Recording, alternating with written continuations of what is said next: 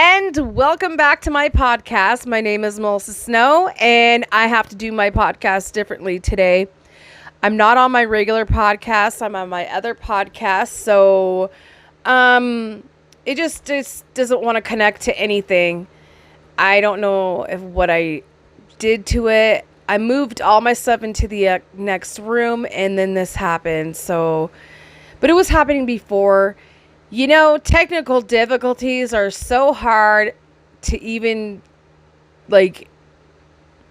deal with sometimes, But today we're going to be talking about the rest of, I'm going to be talking about more than this, not the rest. We're going to be talking about our near-life death experience that I was talking about last time. So what I just found out, and if I'm looking over this way, it means I'm reading something. So what I just found out, it says every year more than 350 million people have a cardiac arrest outside the hospital. Few survive, while many people who have been restricted to have no memory or experience. A recent study suggests that others recall something, whether it is vague sense that people are around them or more dream like awareness. So I was watching this lady talking about her life experience, that when she died and came back, she said she felt like she jumped out of her body. She was standing over her body. She was floating and then wanted to see what she looked like. So she looked down and she could see everybody looking at her and helping her and trying to bring her back. And then she ended up hearing a voice saying, "You need to come here with me right now. I need to show you something." So they go into this area where it's really beautiful. She said it was the most beautiful thing she's ever seen, like nothing you can ever imagine. And then music started playing, and she said it's the most beautiful music ever that you can ever imagine. And she said the feeling when she was there was gratitude and awareness and love, and just the more you felt the way you were feeling just kept going over and over and over and over, 100 times more than you normally feel. And so she was talking about that there was people there that she didn't recognize, and people there that she did recognize, and people that she hasn't seen in a long time, and people that she did not know that passed away. On this second part, it says, unlike a heart attack where people are awake and either is still painfully beating, their heart is, there is in case cardiac arrest and always unconscious. They have no heartbeat or pulse and need CPR urgently, and sense of that they have flatlined. So near death are so actively on electronic monitors.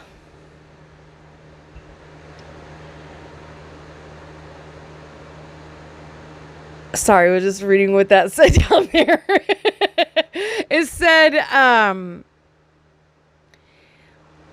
It says when people flatline and then they have no pulse, they could be gone for maybe 2 minutes, maybe a minute, maybe 5 seconds, maybe die and come back and die and come back. And maybe they can be gone for at least 3 to 2 minutes. And it feels like forever there. So this lady was saying, and another guy was saying, they put them in a room and they saw a projector and nothing else was around them. And they were watching their whole life experience and the way people felt, how they felt, what they said to people. And there was this lady that said that she saw this water, and she saw the ripples, and they were like pockets of air. And she said that when she touched them, it was every memory she saw. And then, so she would touch a memory and then she would relive that memory over again. Sometimes there's people that see family members, like their mom and dad, their aunts, their uncles, or their friends. And sometimes there's just people there that they don't even know who they are, but they're sitting there and talking to them about their life and why they're in this area and why they can see a bright light. And there was a guy that was laying in an ambulance, and he was looking up and he saw a light, and he was just watching it and he was following it, and then he knew that he was dying, and he just kept following the light. And when he got to where he was supposed to go, the light was still there, and he heard a voice saying, "No, you need to go back. You need to leave here. It is not your time. You need to stay in the present moment. I'm going to send you back." And he was mad. Everybody says they're mad and they're upset because they have to come back. Yes, life is hard. I get that. Life is hard. But they're bringing you back for a reason, okay? And it says right here, to find out more about experiences and survivors, you can look it up.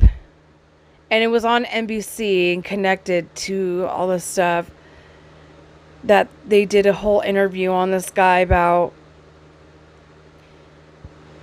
It says, it says that I didn't even know how, like, when I think about the world and the things that happen out there, I don't want to think about it because I know that I'm sitting in my home while this is happening, and it upsets me because I can't be out there helping. I like to help people, and that gets me in trouble. So, I'm a nice person. I want to be there for people, but there's days where I just choose one day out of the week to help someone, just to sit and talk and help them and be there and just ask them if they're okay.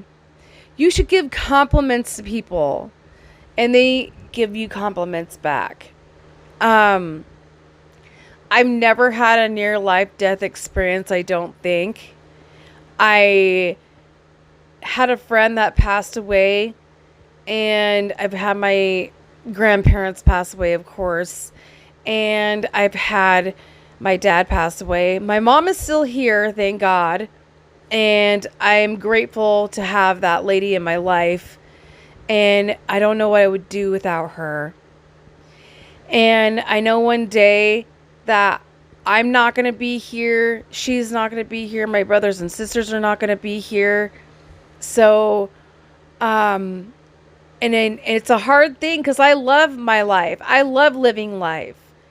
And I feel like I've already experienced like paranormal stuff already. I've experienced some crazy stuff, you guys. My friend and I, when we were in that car, and I told you that story in the other YouTube I did, the other video I did, about when it was in front of us and not knowing what to do. And this whole thing lasted like 10 to 15 minutes. I'm telling you, they were in our lane. And you're just going to have to go watch that video. But what I feel in near-life death experiences is that when you do come back, you do experience more paranormal stuff. I saw this one where someone passed away and came back and like crazy stuff was happening. They didn't know what was going on because they never ever experienced this before they died, and then they came back. I think it's so fascinating how people can just come back and just recall everything that they're saying they said to them. And Yeah. I just think it's amazing. And the way they feel, how they're feeling in the time, and what they're seeing, and how everything's going. Oh my God. The whole life, reliving your life experiences, that is a trippy thing on its own. Excuse me. Yes. But anyway, shout out to Coca-Cola. I'm not sponsoring anything, but thank you. I love you. Just kidding. um, so yeah. I know what it feels like to lose people and a parent, and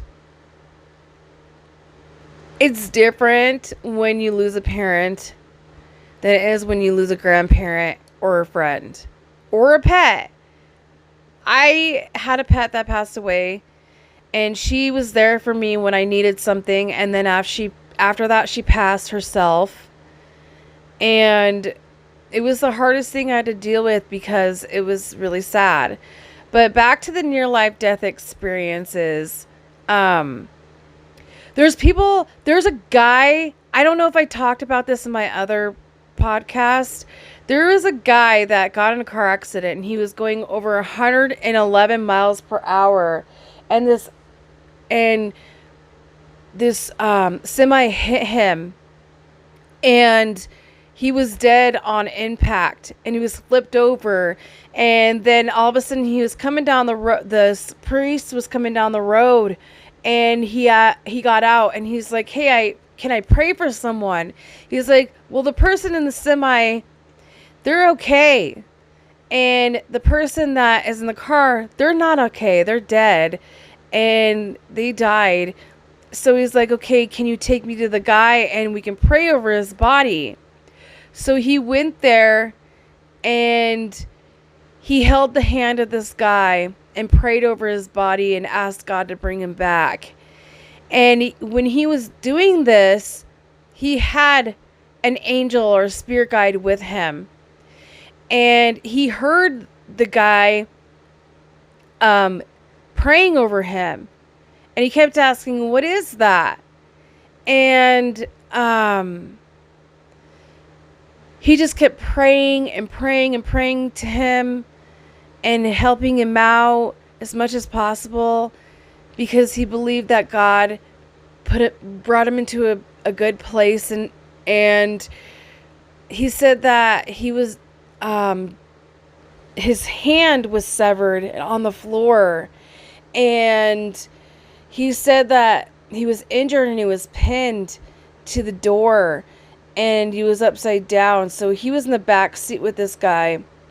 And all of a sudden, the guy came back to life, and it scared the priest.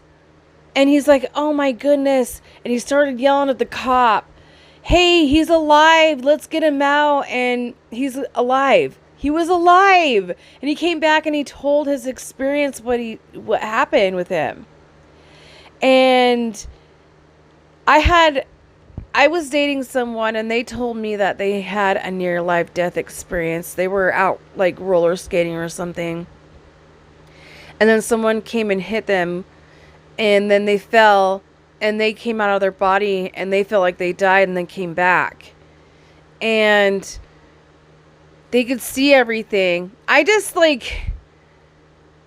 dreams is one of those things too. It said in that article, dreamlike state. You're not dreaming.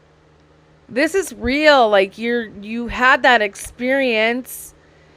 Someone can't say that you were dreaming.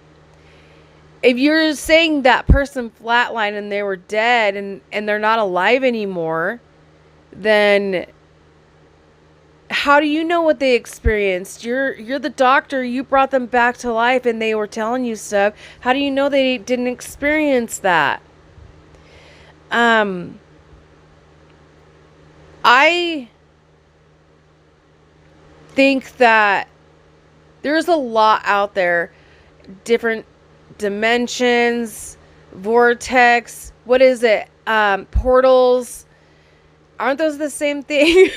I don't remember. I heard that mirrors carry portals, but that's a really interesting thing to figure out on another video. But yeah, so when people, I saw this one where this guy died and his wife was praying over him and he was gone for like 20 minutes. And then he was experiencing all this stuff, and then she just kept praying for him, and then he kept hearing her voice, and God told him, "You're going back." And he said, "I don't want to. I want to be here." Most of them are like, "I don't want to leave. I want to stay here." But they have to remember they have family, they have kids, they have a husband. And maybe they're supposed to go back and change their life. You never know. Like, maybe they're supposed to go back and write a book or make a movie or talk about their experiences with other people. Just like, maybe they are educating other people on what it is like to feel that way. I remember that one guy, he works out all the time. I do not remember his name. He had a heart attack and didn't know that he was going to do that, and he was healthy and fit. But our bodies are weird. It's scary. And I don't know. I just think that there's more to our bodies that we need to explore. There's more to our minds that we need to explore. There's more to our words, our energy, our experiences. There's things that I experienced that I don't remember, and people will be like, "Hey, do you remember this?" I'm like, "No, I don't remember that at all." So there's so much out in this world that we have not explored with human beings, like their mind, their feelings. Like, what are feelings? We feel sad, we feel happy, we cry, we're joyful, we laugh.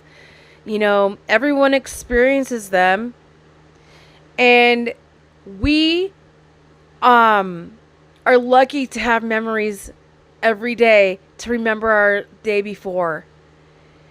It's amazing to the fact that we can do that. And there's so many people out in this world. So many people have experienced all this, and the things that I'm learning about it and looking up on articles, and yeah, like, it's just so crazy. But that's my story on the near-life death experiences. And you guys, it is so hard to talk without having something to drink every single time I do this. I know I said that on the last one, but it is true. So, all right, you guys have a great night, a great rest of your week and your month, and peace out, everyone. Bye.